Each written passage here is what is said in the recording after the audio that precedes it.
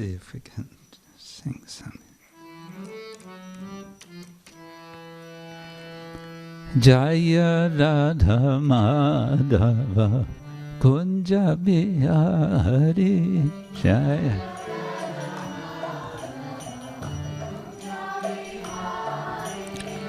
Jai Radha Madhava Kunja Bihari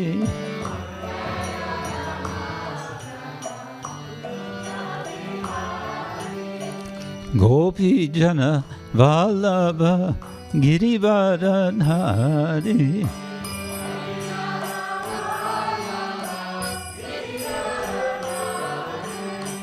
Gopi Jana Vallabha Girivaradhari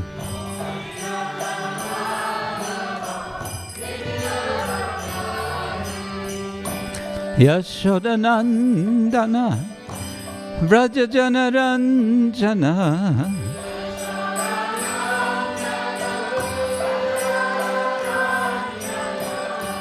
Yashodanandana vraje janaranjana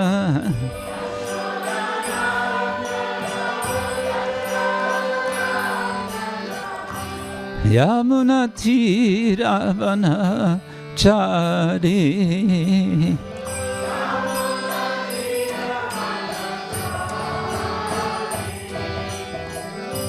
Yamuna tiravana chari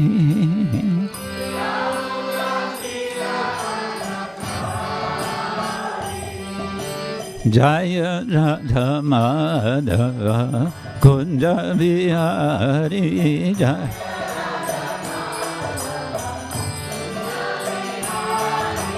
Jaya Radha Madhava Kunja Bihari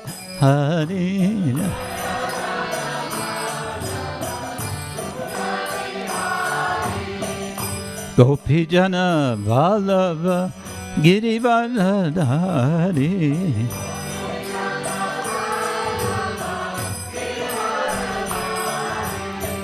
Gopi Jana Vallabha Girivaradhari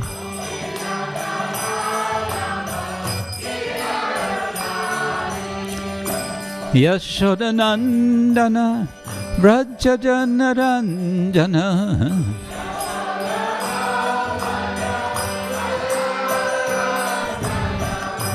Yashodanandana vraje janaranjana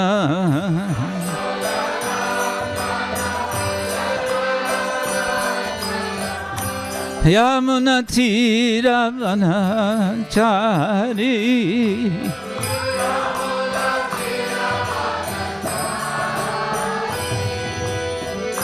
Yamuna tiravana chari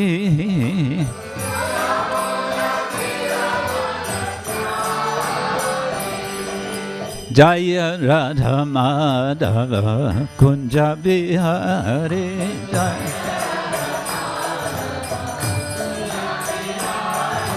Gopi Jana Vallabha Girivaradhari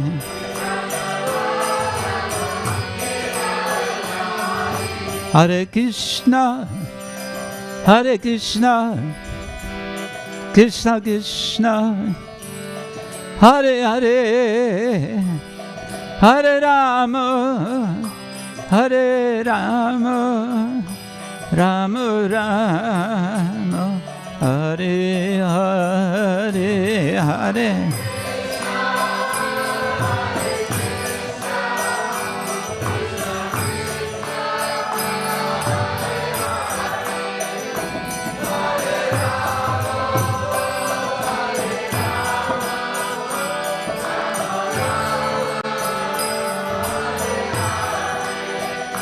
Hare Krishna, Krishna Krishna, Hare Hare, Hare Rama, Rama Rama, Hare Hare.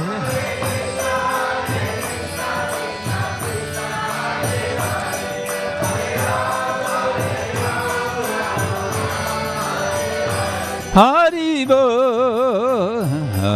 Haribo, Haribo, Gaur Haribo.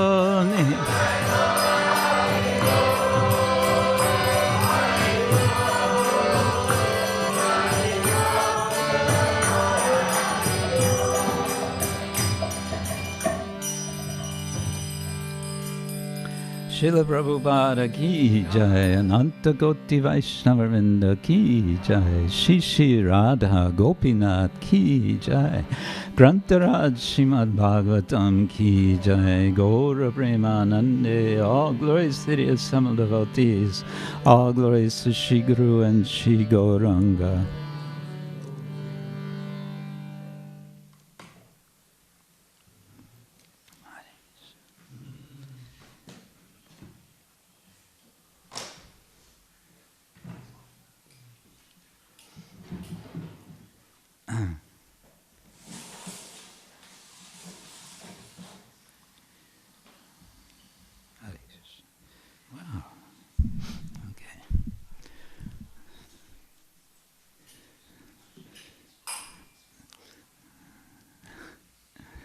Om Ajnana-timirandasya Gyananjana Shalakaya Chakshurun Militam Yena Tasmai Shri Gurave Namah. Shri Chaitanya Manobishtam Stapitam Yena Bhutale Swayam Rupa Kadamahyam Dadati Swapadantikam Vandeham Shri Guru Shri Yuttaparakamalam Shri Gurun Vaishnavangscha Shri Rupam Sagrajatam Sahagana Raghunatang Vitang Tang Sajivam Sadvaitam Savadutam Parijana Sahitam Krishna Chaitanya Devam Shri Radha Krishna Padan Sahagana Lalita Shri Vishakhan Vitangscha Nama Om Vishnu-padaya Krishna Prestaya Bhutale Srimate Bhaktivedanta Swamin Iti Namine Namaste Saraswati Deve Gauravani Pracharine Nirvishesha Shunyavadi Paschatya Deshatarine Vancha Kalpatarubhyascha Kripa Sindhuvya Evacha Patitanam Bhavanebhyo Vaishnavebhyo Namo Namaha. Hey Krishna Karuna Sindhu Dinabandho Jagatpate Gopesha Gopika Kanta Radha Kanta Namostute Tapta Kanchana Gaurangi Radhe Vrindavaneshwari Rishabhanu Sute Devi Pranamami Hari Priye Jaya Shri Krishna Chaitanya Prabhu Nityananda Shri Advaita Gadadhar Shivasari Gaura Bhaktavinda Hare Krishna Krishna Krishna Hare Hare Hare Rama Rama Rama Hare Hare Hare Krishna Krishna Krishna Hare Hare Hare Rama Rama Rama Hare Hare. Om Namo Bhagavate Vasudevādyā.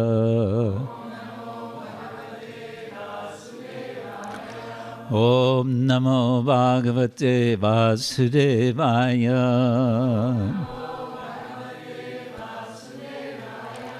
Om Namo Bhagavate Vasudevādyā. Narayanam Namaskritya Naram Chaiva Narottamam Deving Saraswating Vyasam Tato Jayamudirayet Nashta Prayeshva Vadreshu Nityam Bhagavata Sevaya Bhagavati Uttama Shloke Bhaktir Bhavati Naistiki. Hare Krishna. We're reading from Srimad-Bhagavatam. Jai. from Canto 10, Chapter 1, a few verses 60 through 63, and I think we have 62 on the board for chanting together. This morning at Mangal Arati announcements, I invited everyone, I suggested that you can read what we're reading today in advance. And I know Jayabhadra Mataji did that. Did anyone else get around to it? Oh, very good. Good. Okay. This is a general suggestion for any day of the week for whoever is giving the class. It's a very nice way to what I call prime the pump.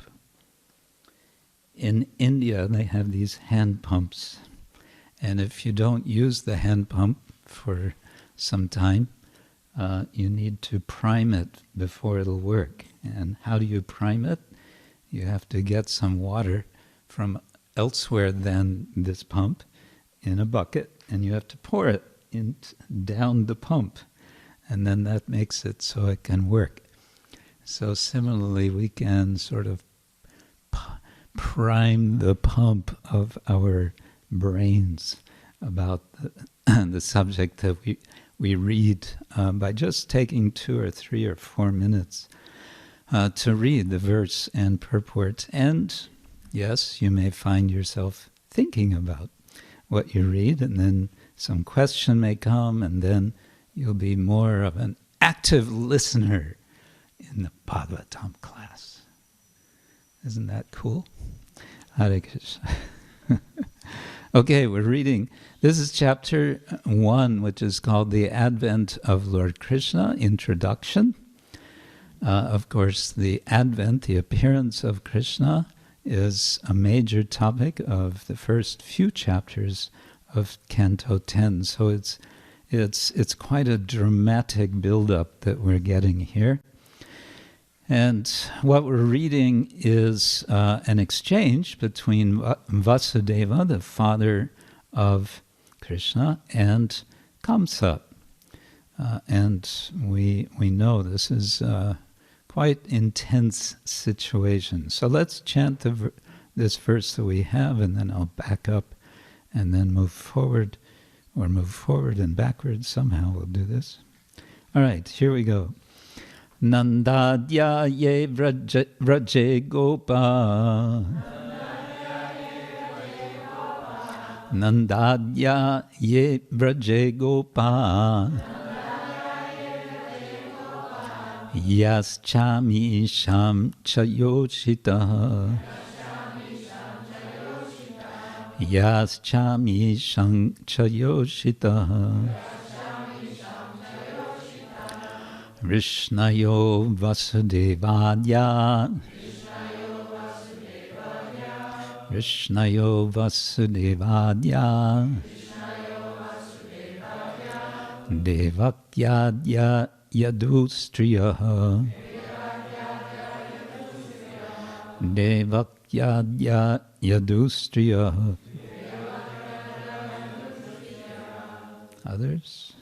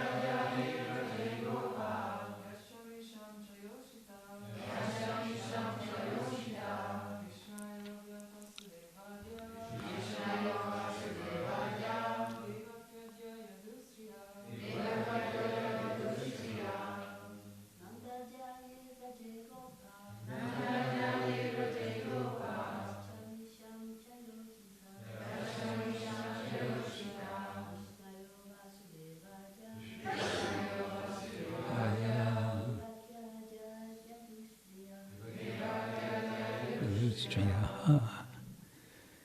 Okay. What's all this mean? Nanda-ādyā, beginning from Nanda Mahārāja. Yea, all of which persons, vraje, in Vrindavan, gopā, the cowherd men, ya, which, cha,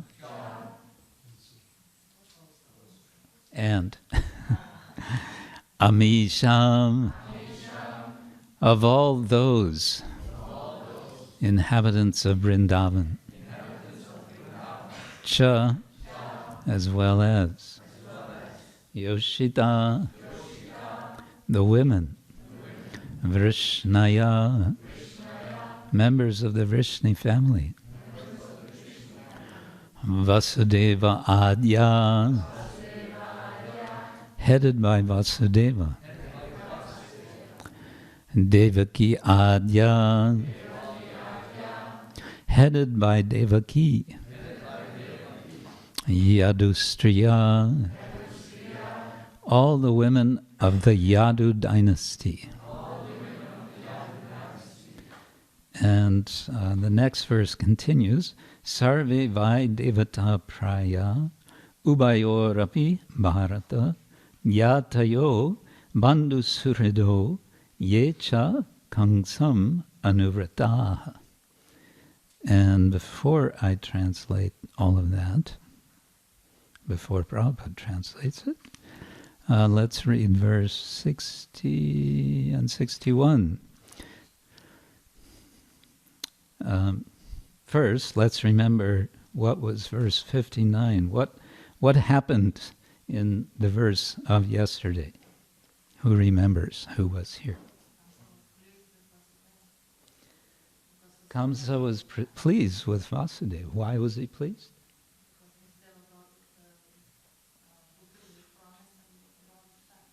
Yes, he fulfilled his promise, and so Kaṁsa he's going to reply, and in what mood is he replying? Prahasan, he's very pleased. So then, here is his reply. Pratiyatu kumaro yam, nahyasmad asti me bayam, ashtamad ubhayor garbhan, mrityur me vihita kila. Translation, O Vasudeva, you may take back your child and go home. I have no fear of your first child.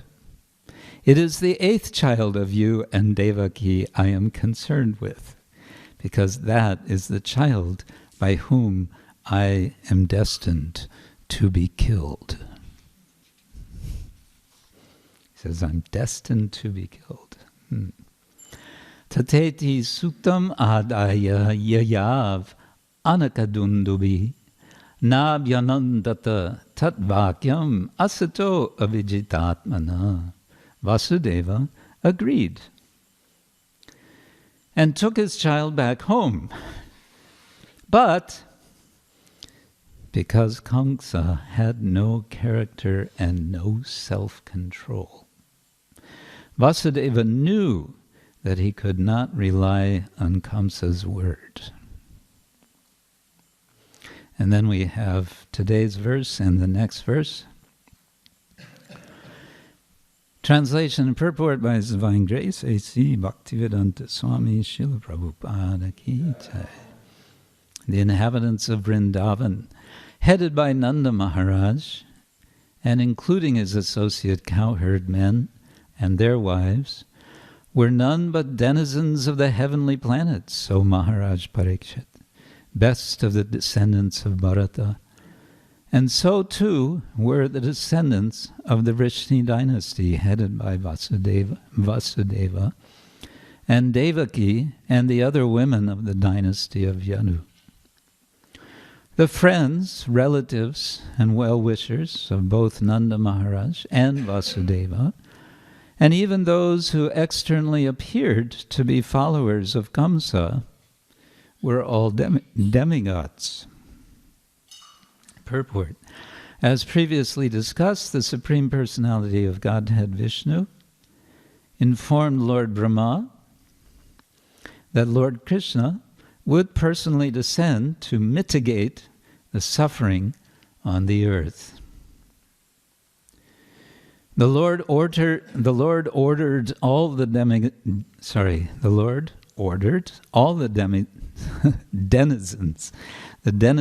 of the heavenly planets to take birth in different families of the Yadu and Vrishni dynasties and in Vrindavan. Do you all know this word denizen?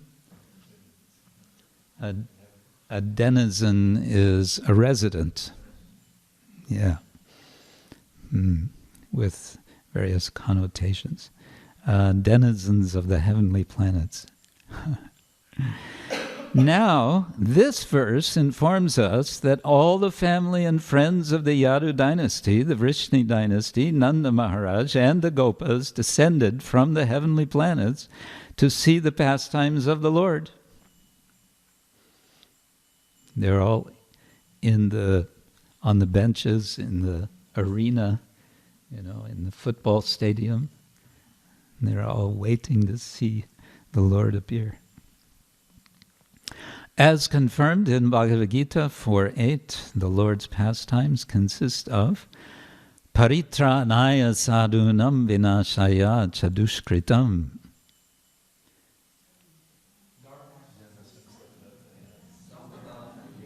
You get it, joy. Saving the devotees and killing the demons. To demonstrate these activities, the Lord called for devotees from different parts of the universe. There are many devotees who are elevated to the higher planetary systems. Prapya punya kritang lokan ushitva shashvati samaha shuchinam shimatam gehe yoga brashto abhijayate. The unsuccessful yogi, after many, many years of enjoyment on the planets of the various living entities, is born into a family of righteous people or into a family of rich aristocracy. Some devotees have failed to complete the process of devotional service.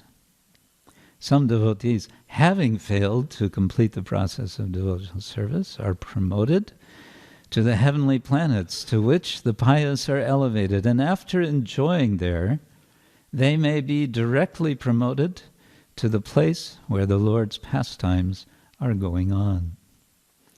When Lord Krishna was to appear, the denizens of the heavenly planets were invited to see the pastimes of the Lord. And thus it is stated here that the members of the Yadu and Vrishni dynasties and the inhabitants of Vrindavan were demigods, or almost as good as demigods. Even those who externally helped the activities of Kamsa belonged to the higher planetary systems. The imprisonment and release of Vasudeva and the killing of various demons were all manifestations of the pastimes of the Lord. And because the devotees would be pleased to see these activities personally, they were all invited to take birth as friends and relatives of these families. As confirmed in the prayers of Kunti, Nato natyadaro yatha. The Lord was to play the part of a demon killer and a friend, son and brother to his devotees, and thus these devotees were all summoned. And so ends Prabhupada's purport to this verse, which is continuing the story of the preparation for Lord Krishna's appearance. So we're getting an idea from these verses of who is involved in this story. And indeed, there may be questions raised. How is this? We're talking about residents of the heavenly realms. Aren't they eternal servants of the Lord, and therefore they are not coming from the heavenly planets, but rather they're coming from Goloka, isn't it? Isn't it? Is that one of your questions, Mother Jai Mother?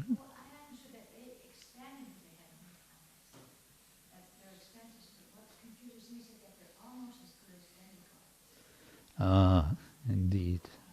Almost as good as demigods. Interesting point. Let's see if anything comes to mind about that. All right, now let's think about kaṁsam.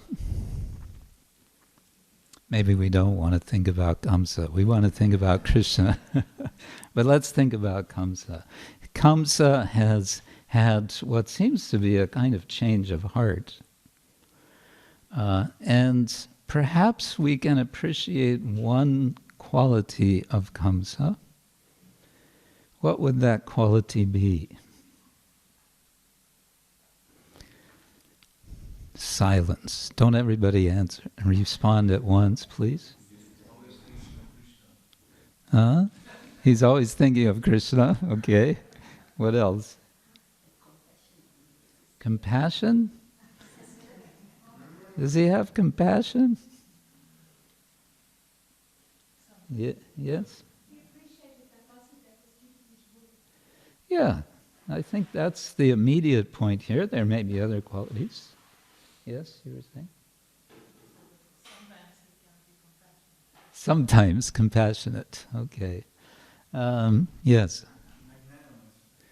He's magnanimous? I won't. At least in his mind, he's magnanimous, right? Yes.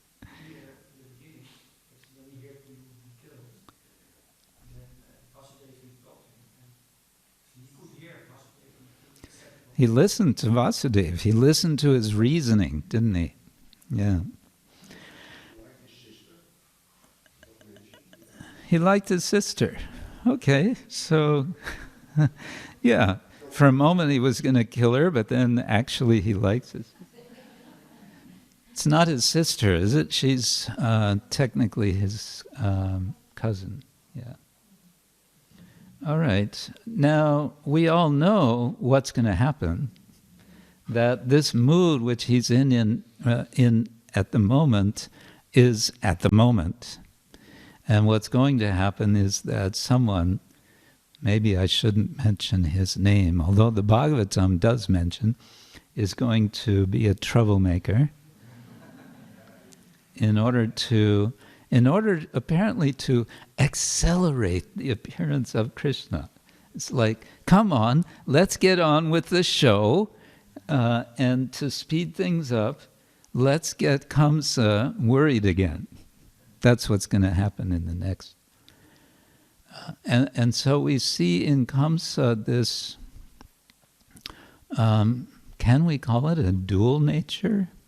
Maybe that's not quite appropriate, but what I want to suggest is that kaṁsam, in some respects, we can think of as representing ourselves, and more specifically, because of this flickering of his mind, we might identify with him, that our minds sometimes, only sometimes in Radhadesh, are flickering.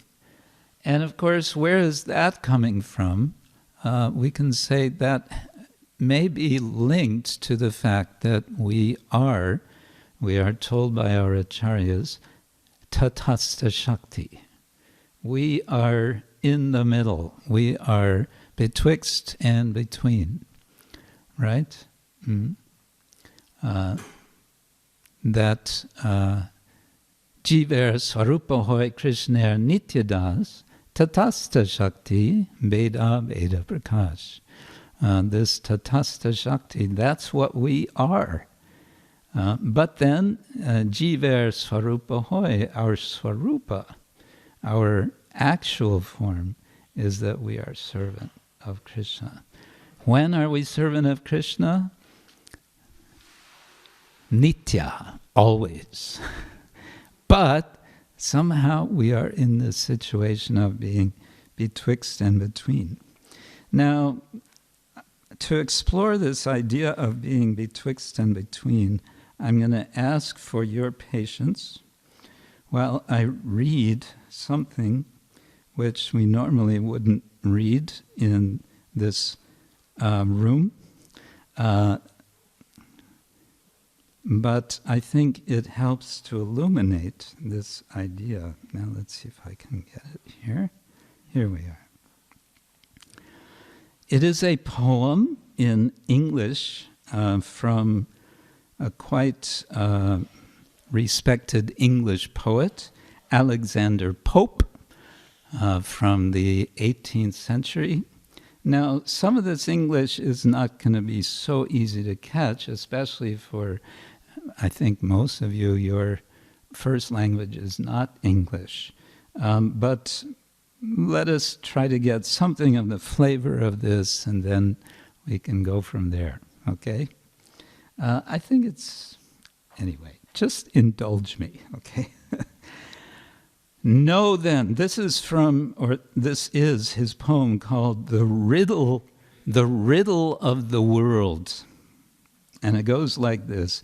Know then thyself, presume not God to scan the proper study of mankind is man. Placed on this isthmus of a middle state, a being darkly wise and rudely great. With too much knowledge for the skeptic's side, with too much weakness for the stoic's pride, he hangs between, in doubt to act or rest, in doubt to deem himself a god or beast, in doubt his mind and body to prefer, born but to die, and reasoning but to err. Alike in ignorance, his reason such, whether he thinks too little or too much. Chaos of thought and passion, all confused, still by himself abused or disabused, created half to rise and half to fall, great Lord of all things, yet a prey to all, sole judge of truth, in endless error hurled, the glory, jest, and riddle of the world. Hare Krishna. Translation, please.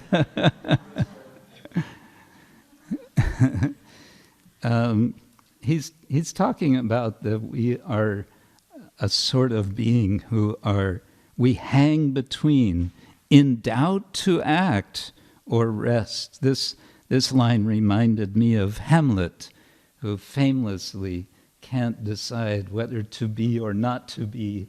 He can't decide whether to kill his uncle, who he is sure has killed his father. So this betwixt and between state is something that we all suffer from. And we find ourselves, there's this goodness and there's this not so goodness. And so Arjuna in Bhagavad Gita asks Krishna, how is this? Ata kena chariti purusha. He says, how is it that we are prayukta, we are impelled to papa? The word papa can mean sin. can also mean evil, bad, anything bad or evil. And yet prayukta, and he says, it seems as if we are impelled despite ourselves, balad iva niyojita, balad, by force. It seems like we are forced to engage in something wrong or something evil or something bad or something sinful. How is this, he asks. And what does Krishna answer? Yes. It is lust only, Arjuna, which is born of the mother passion. Yes. Say it again, only a little louder so everyone can hear. It is lust only, Arjuna, which is born of the mother passion, and is the all-devouring, sinful enemy of this world. All-devouring, sinful enemy of this world. Kama esha, krodha esha, rajoguna samudbhava. Samudbhava, rajaguna samudbhava. It arises from rajaguna. But wait a minute. Where's the intentionality here? That's, I think, the interesting question. Because Arjuna has asked, how is it? It seems to just happen. And then it seems to happen by force. And then Krishna answers, yeah, it just happens. And how does it happen? He points to Rajaguna. Someone was going to say something? He said before that you contemplate consciousness. Yeah.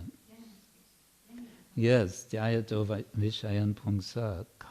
But someone may say, well, it wasn't me who contemplated it. It just happened that I was contemplating. Or we might think of Ajamila in that particular instance. Ajamila. Poor, innocent Ajamila. He was a first-class Brahmin. What was he doing when he got caught by lust? Yeah, he was collecting flowers, he was collecting wood for his father, for the puja, for the archana, for the yajna, whatever it was. He was a well-trained, sheltered, we may say he was a sheltered Brahmin, and then he goes out and he sees something which he's not supposed to see, and then something is awakened in him. What is that? Kama esha. It is kama. One of the names for Kamadeva is Ananga. You know this word, this name? Ananga. Huh? It's from Gayatri. It's in the Gayatri. Ananga. Limbs, anga. Ananga. He who has no limbs. Why does Kamsa have no limbs? Anga also means body. He who has no body. Why does he have no body? What happened to him? What was the event in which he... Yes, Lord Shiva. Lord Shiva was a little bit angry. Why was he angry? Because Kamadeva came to try to tempt him, to disturb him from his meditation. And when that happens, Lord Shiva, all he had to do was glance. He glanced at I almost said Kamsa. He glanced at Kama, and Kamadeva, whoosh, poof, he became nothing but ashes. Jai, it's all over. There's no more Kamadeva, right?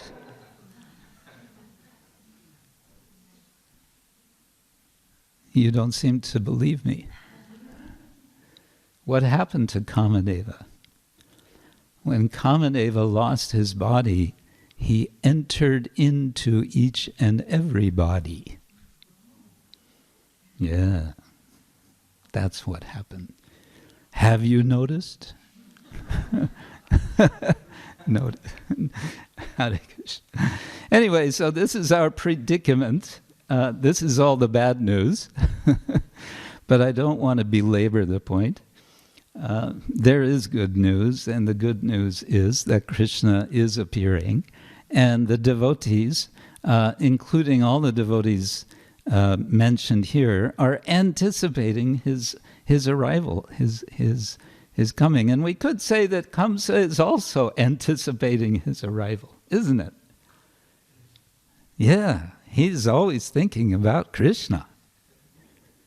There's only one problem with how he's thinking about Krishna. He's thinking, but at least he's thinking about Krishna. And this is what we encourage everyone to do. Srila Prabhupada, in one lecture, he said, our duty is to disturb the demons. A lot of times we feel that is not our duty. We don't want to disturb anyone, but, well, we do want to awaken people to Krishna consciousness, to a desire to see Krishna and for Krishna to appear. So that is also something of our mission. Jeev jago, Gaura chanda bole, kota nidra, jao maya, pisha chirakole. Jao is the imperative. Wake up. So we want to wake up ourselves. We want to stay awake ourselves. Do we want to stay awake ourselves? Yes. And how do we keep ourselves awake? Help others to wake up. And where is that impetus going to come from to do that, to make that effort, to help others to awaken? Huh? Chant and read. Okay, we always hear that in every lecture, isn't it? Chant and read. We have to read and chant. Speaking of reading, let me remind you of my suggestion to read the verse and purport prior to the class. And yes, certainly these activities, hearing and chanting, are there. But what is it in ourselves that would impel us, rather than being impelled by kama, to feel impelled to give Krishna to others? What could it be? Yes. When you see how the demons actually create so much disturbance in society and how they give so much pain, that it can inspire you to fight, to wake up and fight. Actually, I experienced this once.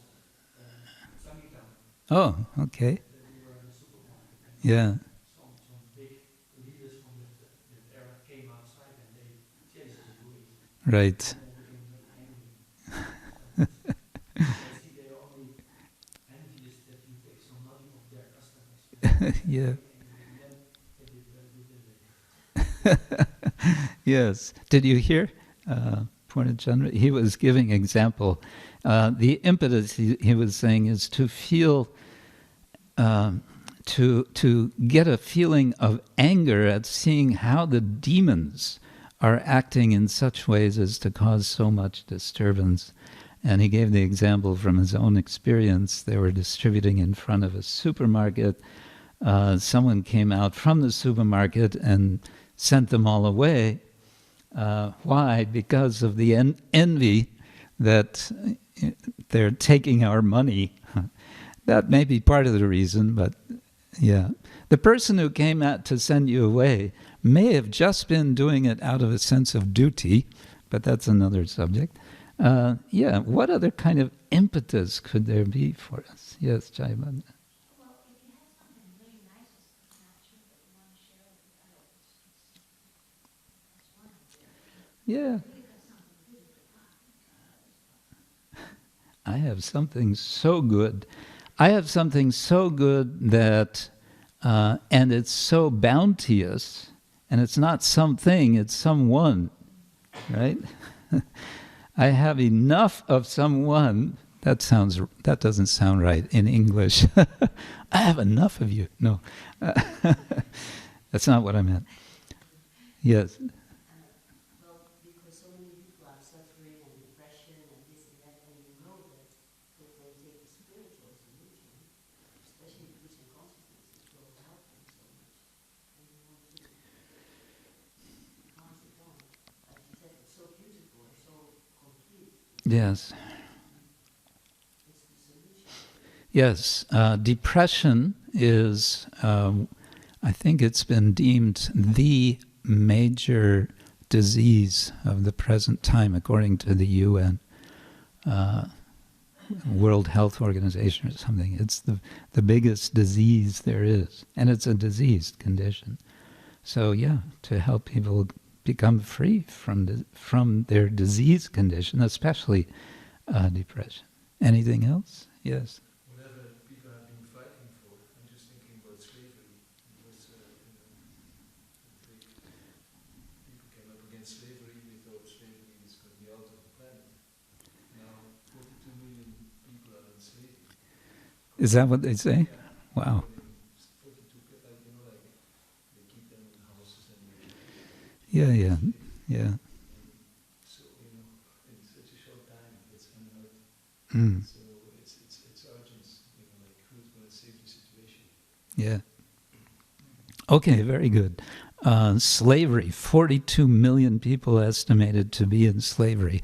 Of course, one could say everyone in the material world is a slave of their senses, and we may feel very,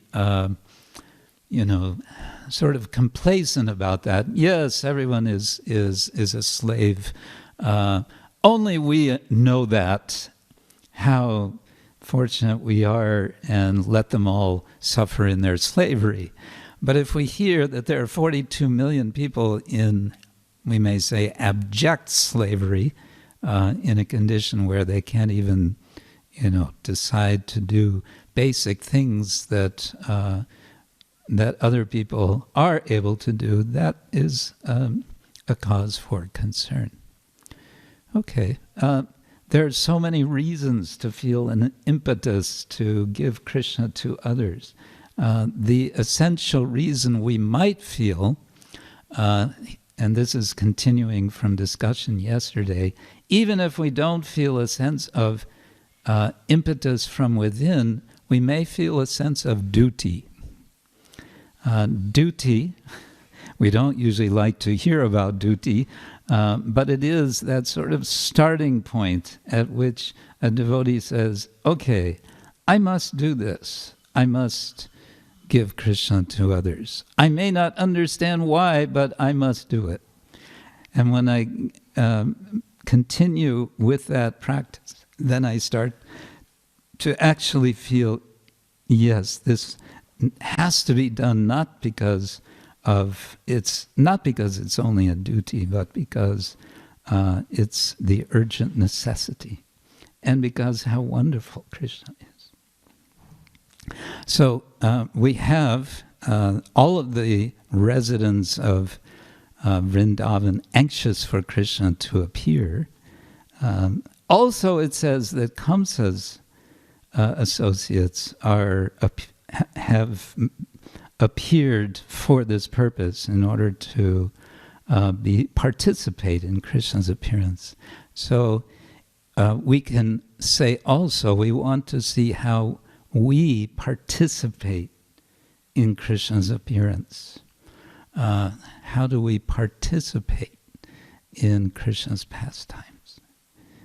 Is that possible? Is it possible for us to participate in Krishna's pastimes? Yes? How is it possible? I don't believe it.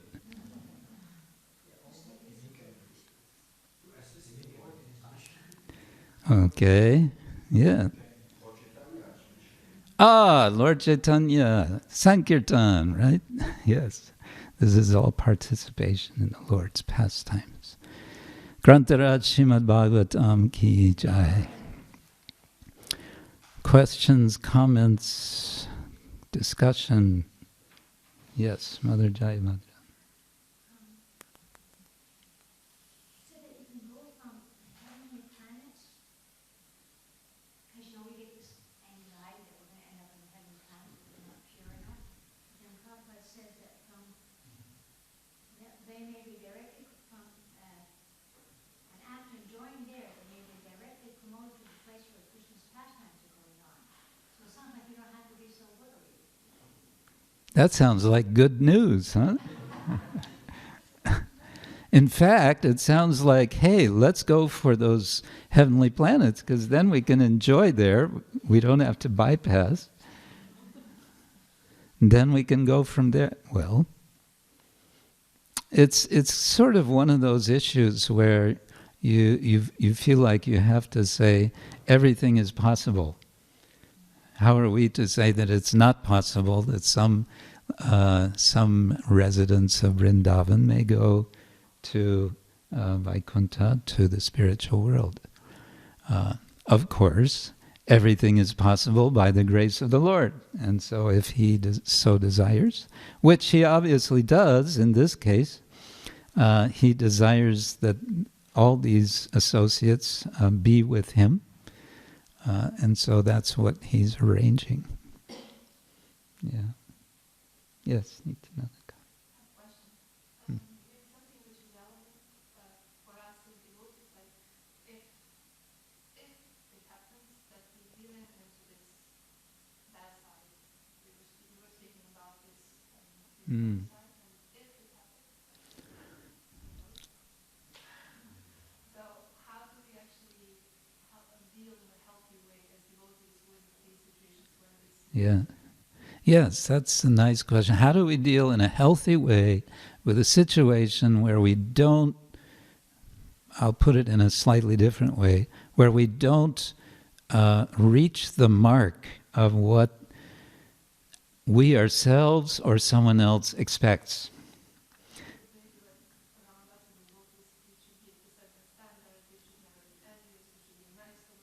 Yes, and we hear lots of should.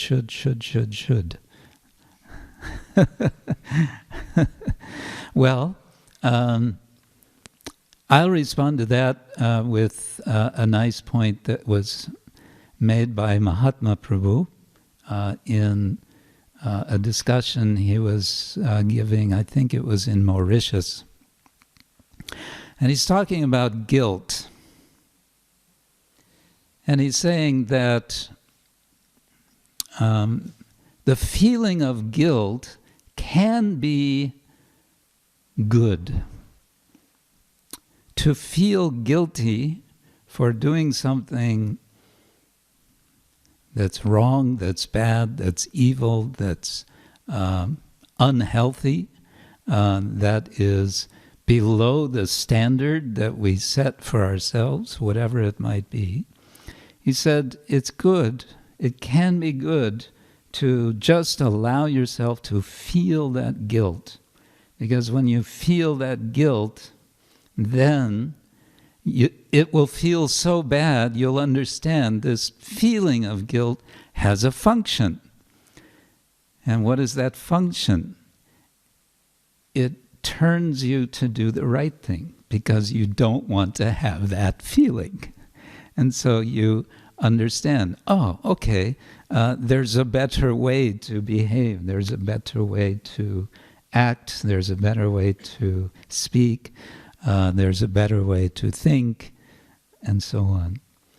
And so sometimes we may think, oh, I'm not going to feel guilty about this, I'm going to push back that feeling. But then again, it may be good to allow oneself to feel that and think, okay, so then let me do the right thing the next time. Whatever wrong we do, whatever imperfection, let's say, we talk a lot about imperfection, whatever imperfection we find in ourselves, let it be, again, an impetus for improvement. But now here's the catch. Often we are thinking, I'm way short of the standard, and then we think, I'm never going to make it up to the standard. And then what happens? We get depressed, we may give up, we set the standard down to the level where we are and decide, well, that's just where I am, and don't ask me to do more than that, because that's where I am. That's just where I am, how I am, it's the status quo.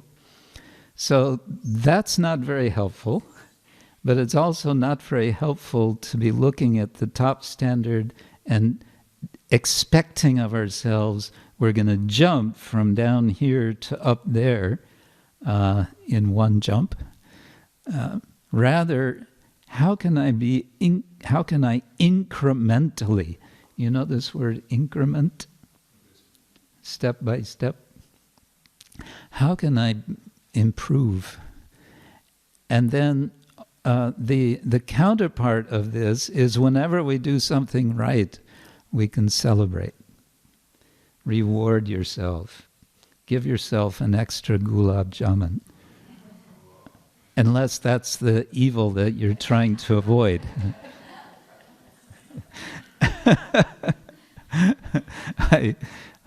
I kept myself from eating an extra gulab jamun yesterday, so today I will take 3. No, that doesn't work either. Is that okay?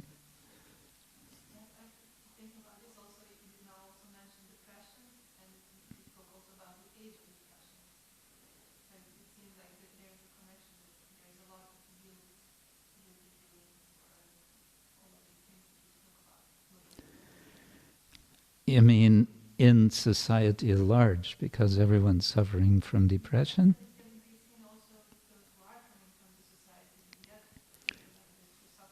With so much baggage. Yes, it's like that. Yeah. Yeah. Oh, okay. How to deal with that? Well, yes. The way that the mundane world deals with this is they have wars, and then they just destroy. That's what the Mahabharata is called. The war of Kurukshetra is referred to as Rana-yajña. Rana means battlefield. It's a sacrifice of battle. So that's how it works in the material world. In the spiritual world, what do? What is the sacrifice we do? Nama-yajña. So instead of Rana-yajña, we have Nama-yajña. That's the system. That's the process. As simple as that, and yet as challenging as that. Because some kirtan is together kirtan. And the together, that can be the big challenge, isn't it? Yeah.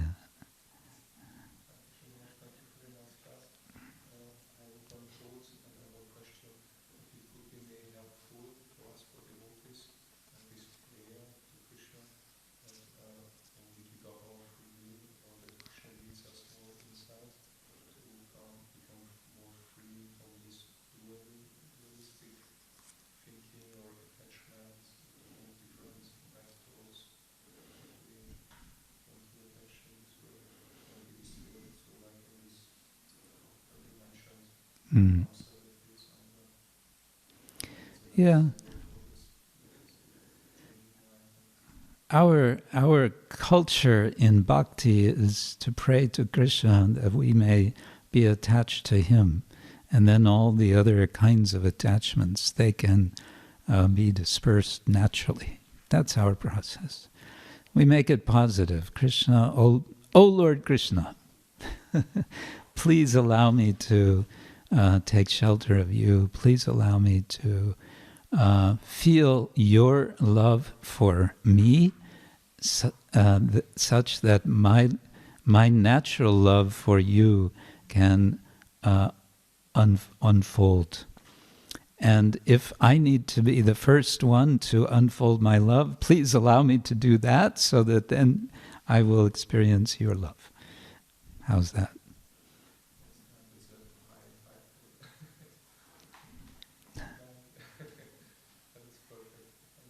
Hare Krishna.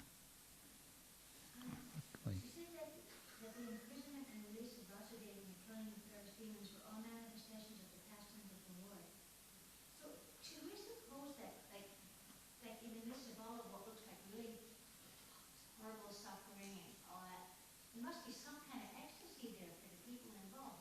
This is part of Krishna. There must be something that they're feeling that is not just like having your kids get killed in front of you. There must be something else because it's part of Krishna's pastime. You suppose so? I suppose if so, that's amazing. But how would they calculate it? Indeed. Well, of course, in this pastime of the several children of Devaki being killed, there is an allegorical interpretation of the whole pastime, in which the preparation is being made for the appearance of Krishna by the destruction of the six, well, there's different sorts of six, but six types of, we may say, highway robbers, kama, krodha, lobha, and so on. That's one explanation. And so they are, we may say, symbolic of these kinds of trouble which prevent us from approaching the Lord. So that may complicate the point, but that's there also. That's one view. There's so many views you can take. Yeah. See it as a whole saga of endless suffering. It's pretty horrible if you think of it that way, but it is part of Krishna's lila. There has to be something wonderful about it. Well, the most wonderful thing is it's all that Krishna will appear. When Krishna appears, then everything makes sense. It's like that in his appearance. Devotees can be in extreme anxiety, but their anxiety is connected with Krishna. So when the residents of Vrindavan see Krishna dancing on Kaliya, they're in terrible anxiety. Mother Yashoda is in terrible anxiety, isn't it? But because it's Krishna, then when Krishna prevails over Kaliya, then it's all wonderful, and then there is celebration. And the anxiety that was there becomes all the more relief. Imagine there was no anxiety of Mother Yashoda, and Krishna is dancing, and Mother Yashoda is saying, "Wow, that's pretty cool. That's pretty amazing what he's doing." Well, it's Krishna anyway. Krishna, yeah, he's pretty amazing. He does pretty amazing things. Come on. It's no surprise, is it? That wouldn't be lila. So there's drama also in lila. Krishna arranges there to be drama.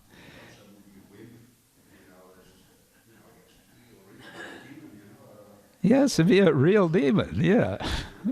Yeah, yes, yes. Small information based on what you said. It seems that Krishna, throughout his pastimes, also seems to diminish these prejudicial folk things.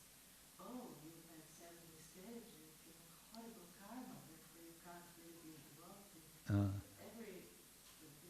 So many devotees who were in the pastimes who appear Yeah, go through horrible things, and so the society could brand them. Ooh, you are bad karma. yeah, I've heard a lot of stories like that even these days in our yeah, movement. yeah, yeah. Towards the folk, the prejudicial, Yeah, the prejudice of seeing something terrible and understanding it only in terms of karma or bad karma rather than seeing in relation to Krishna. Yeah.